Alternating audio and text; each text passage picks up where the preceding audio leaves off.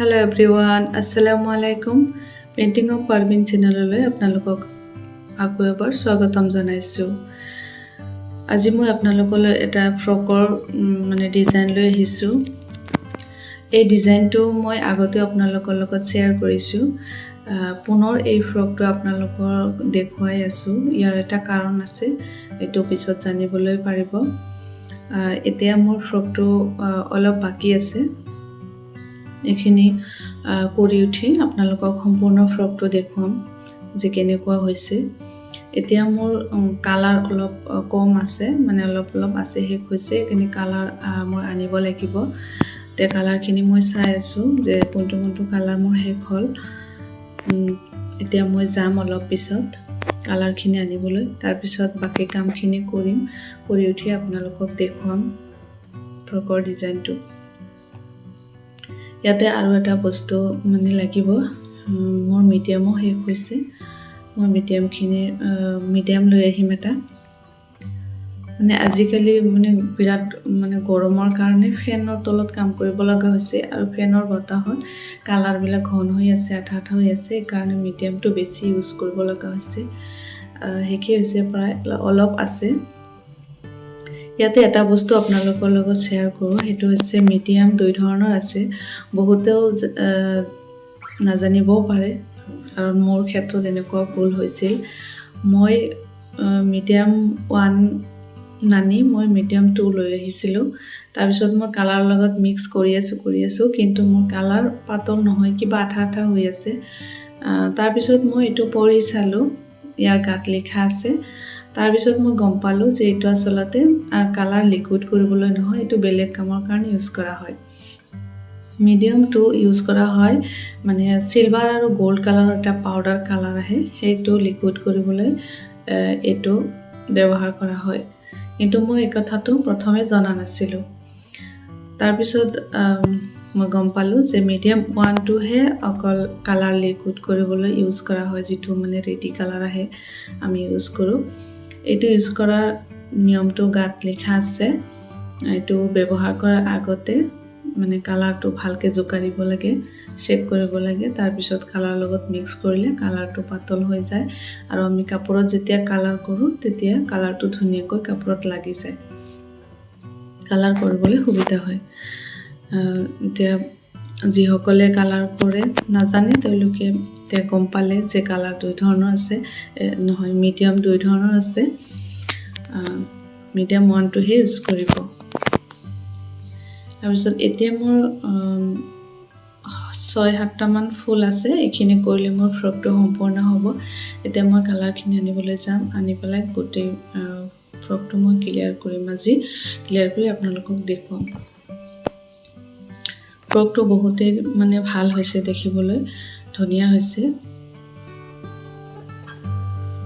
কাষ্টমাৰে মোৰ ফ্ৰকটো পচন্দ কৰিছে, কিন্তু এইটো ঘূৰাই দিয়াৰ কাৰণ হৈছে মানে ফ্ৰকৰ তলৰ ঘেৰটো কম হৈছিল। সেইকাৰণে তেখেতে মোক ঘূৰাই দিছে যে আৰু কাপোৰ বেছিকৈ লগাই ফ্ৰকটোৰ ঘেৰটো বেছি কৰিবলৈ।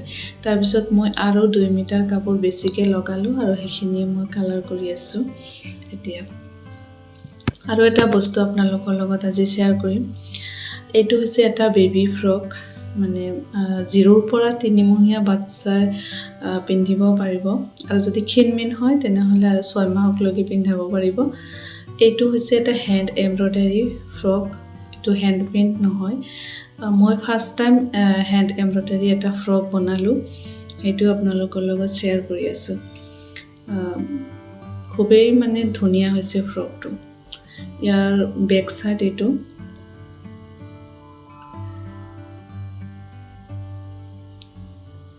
আৰু ইয়াৰ বুকুটো হৈছে ফালা, মানে বাচ্চাবিলাকক পিন্ধোতে সুবিধা হয়। ডিজাইনটো বহুত ধুনীয়া।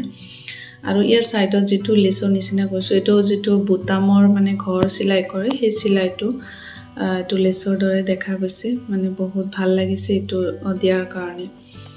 আৰু ইয়াতে বুটাম লগাই দিছোঁ, এই ডিজাইন কৰা বুটাম। এই বুটামটো দিয়াৰ কাৰণে ফ্ৰকটো আৰু মানে বেছি মানে দামী হেন লাগি আছে পুৰা।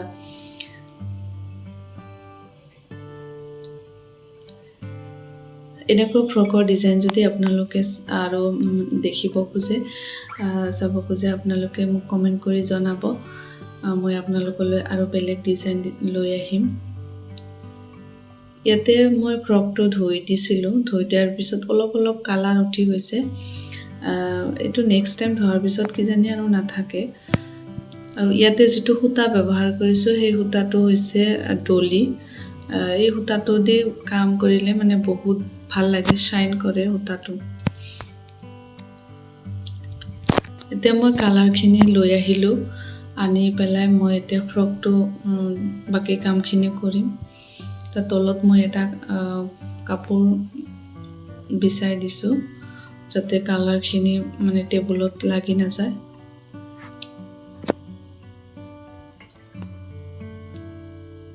তে কি কালাৰ আনিলোঁ আপোনালোকক অলপ দেখুৱাও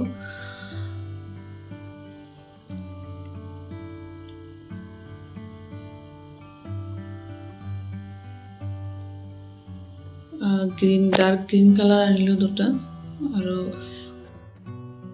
আৰু হোৱাইট কালাৰ এটা চেপ গ্ৰীন এটা আৰু এইটো হৈছে আউটলাইনাৰ এইটো চিলভাৰ কালাৰ মোৰ ওচৰত গোল্ড কালাৰ আছিলে সেইকাৰণে মই চিলভাৰ এটা লৈ আহিলোঁ আৰু এইটো হৈছে ফেব্ৰিক গ্লো এইটো আঠা মানে কিবা এটা মানে কাপোৰত চুমকি এই ধৰণৰ বস্তু লগাওঁতে এইটো ইউজ কৰা হয় এতিয়া মই এটা ফুল আপোনালোকক কৰি দেখুৱাম আৰু এই ব্ৰাছডাল দেখিছে যে এই ব্ৰাছডাল বহুত পুৰণা মোৰ ফাৰ্ষ্ট টাইম এইটো ব্ৰাছ মই কিনিছিলোঁ আৰু এতিয়া মই পানী লৈ লৈছোঁ ব্ৰাছডাল ধুবলৈ আৰু এটা পুৰণা কাপোৰ লৈ লৈছোঁ কালাৰখিনি মুচিবলৈ তাৰপিছত মই এতিয়া এটা ফুল আপোনালোকক কৰি দেখুৱাম একে খুবেই সহজ ফুলবিলাক কৰিবলৈ প্ৰথমে মই পিংক কালাৰটো আউটলাইন কৰি লৈছোঁ তাৰপিছত মাজত বগা কালাৰটো লৈ কালাৰ ব্লেণ্ড কৰি দিলেই হৈ যাব তো যিসকলে নতুন আছে তেওঁলোকে অলপ কৰিবলৈ অসুবিধা হ'ব পাৰে কিন্তু কৰিলে লাহে আহি যাব ময়ো প্ৰথমে জনা নাছিলোঁ কৰি উঠি এতিয়া কৰিব পৰা হৈছোঁ তো মই যেতিয়া ফুলটো কৰিবলৈ লৈছোঁ ইয়াত অলপ মানে কাপোৰৰ জোৰাটো পৰিছে সেইকাৰণে ফুলটো দেখিবলৈ অলপ বেকাহেন হৈছে বাকী ভালে হৈছে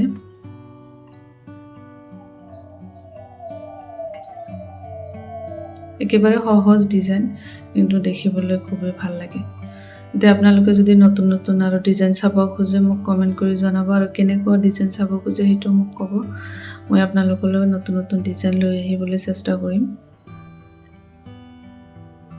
তে ফুলটো সম্পূৰ্ণ হৈ গ'ল মাজত মই য়েলো কালাৰ দিম আৰু তাৰ ওপৰত মেৰুন কালাৰেৰে মই অলপ ডিজাইন কৰিছোঁ সেইটো স্কিপ হৈ গৈছে ভিডিঅ'ত